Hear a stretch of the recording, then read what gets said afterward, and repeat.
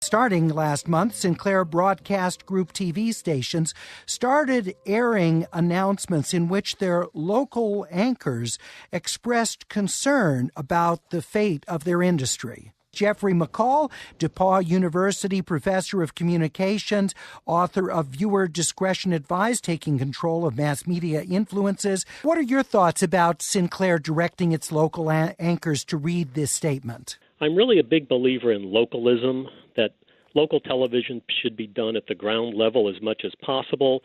So I'm really opposed just kind of philosophically on having big media corporations, in a corporate headquarters trying to dictate what should happen at any particular local station.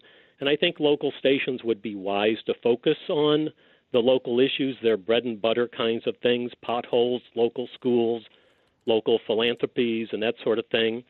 And let's face it, local television still is viewed as the most credible news source amongst news consumers around the country, more credible than network or cable television news channels.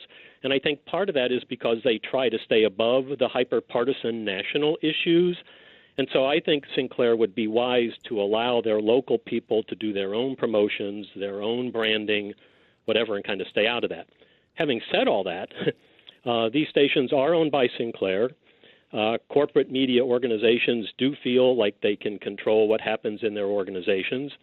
Anchors do often promote the news approaches of their own stations, whether they're dictated by the network headquarters or not.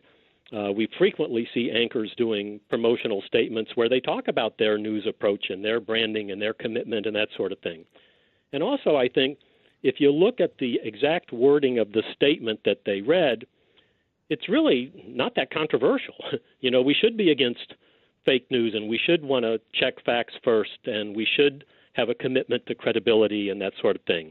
I think the rub comes that it was being dictated from a national headquarters, and also I think the rub is that it's Sinclair, and that, most of the uproar about this promotional effort is coming from, quote unquote, the media establishment, which Sinclair is basically wanting to tag.